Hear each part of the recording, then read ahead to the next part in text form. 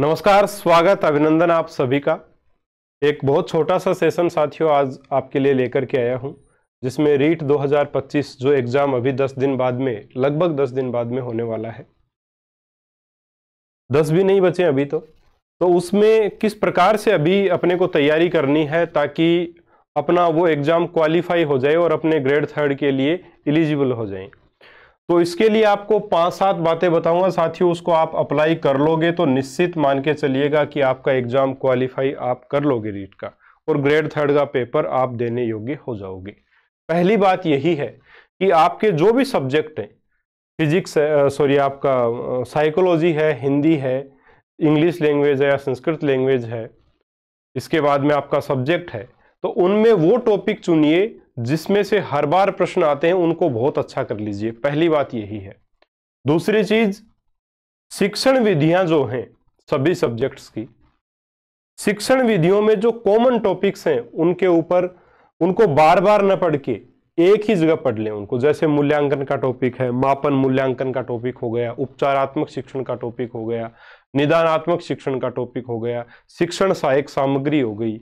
तो ये अलग अलग जगह अपने को पढ़ने की आवश्यकता नहीं है, इनको एक साथ ही पढ़ लें। इस टाइप के टॉपिक्स को एक साथ पढ़ लें।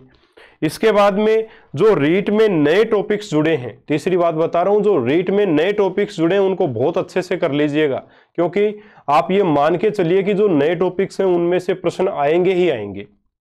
जब भी रीट में नए टॉपिक जोड़े जाते हैं तो वहां से प्रश्न एग्जाम में पूछा जाता है निश्चित तौर पर। पिछले वर्षों का भी यही इतिहास रहा है, तो इस बार भी पूछे जाएंगे। इसलिए जो नए टॉपिक्स ऐड किए हैं उनको बहुत अच्छे से कर लीजिएगा। चौथी जो बात है वो क्या है, वो ये है कि बच्चे को ऐसा लगता है कि मुझे कुछ भी याद नहीं है, और यकीन मानिए जो पढ़ने वाला बच्चा होता है ना, उसी को ऐसा लगता है कि कुछ भी नहीं आता मुझे।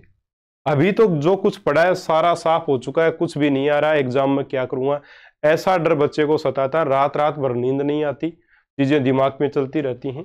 तो मैं आपको एक चीज बताना चाहूंगा, यकीन मानिए आपकी तैयारी वाकई में बहुत अच्छी है, तभी आपके साथ ऐसा हो रहा है।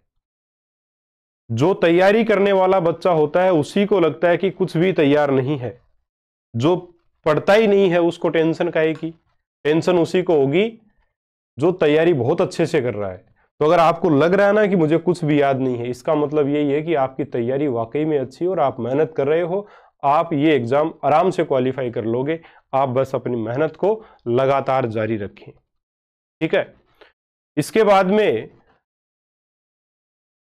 आपका पेपर निश्चित तौर पे बहुत अच्छा जाएगा अगर आप ऐसा करते हो, है ना। टेंशन नहीं लेनी है आपको। आपको लगेगा कि मुझे कुछ याद नहीं है, लेकिन एक्चुअल में है आपको याद। जब आपके सामने पेपर आएगा तब आप उसको आराम से कर पाओगे। और पेपर की बात आ गई तो पेपर से एक चीज और मुझे याद आ गई है कि पेपर जो है ना, पेपर वो आपको अभी जो मॉडल पेपर आप दे रहे हो वो बंद कर दो। आप मॉडल पेपर बिल्कुल नहीं देने। किसी कोचिंग का प्री रीट एग्जाम हो या किसी और का हो, किसी का भी हो, प्री रीट एग्जाम हो चाहे ऑफलाइन आप मॉडल पेपर दे रहे हो, अभी मत दीजिए। अभी सब कुछ बंद करके सिर्फ और सिर्फ रिवीजन पर फोकस करिए। मेरा यही मानना है, यही एक्सपीरियंस, और आपको निश्चित तौर पर इसमें फायदा होगा, चाहे आप अपना के देख लेना। अभी रिवीजन पर फोकस होना चाहिए, अभी मॉडल पेपर देने का टाइम नहीं है, ठीक है। छठी बात जो मैं आपको बताना चाहता हूं वो ये है, अगर आपने कोई अभी प्री रीट का एग्जाम हुआ होगा या काफी सारे लोग ले रहे हैं, एप्लीकेशन पे भी ले रहे हैं, कोई ऑफलाइन भी करवा रहा है, अगर वो पेपर आपने दिया है और आपके नंबर मान लीजिए जो क्वालिफाइंग मार्क्स हैं उससे भी कम आ रहे हैं, तो आप घबराएं नहीं, क्योंकि पेपर वो कोचिंग वाला नहीं बनाएगा। पेपर कौन बनाएगा? पेपर BSER अजमेर बनाएगा, जो अपनी माध्यमिक शिक्षा बोर्ड की किताबों से बनाएगा, यानी कि NCERT बुक्स में से बनाएगा। और सभी लेवल के प्रश्न उसमें आपको देखने को मिलेंगे। सरल प्रश्न भी मिलेंगे, मीडियम प्रश्न भी मिलेंगे और कठिन प्रश्न भी मिलेंगे। कठिन प्रश्नों का ये मानो कि परसेंटेज बहुत कम होता है, मीडियम का ठीक होता है, और जो सिंपल प्रश्न है उनका कठिन से तो थोड़ा ठीक ही रहता है। तो ऑन एन एवरेज अगर अपने देखें तो पेपर जो है वो बहुत ज़्यादा कठिन नहीं आएगा, मीडियम सा पेपर आएगा जिसको आप आराम से कर पाओगे, ऐसा मेरा मानना है। आप टेंशन नहीं लें, ठीक है।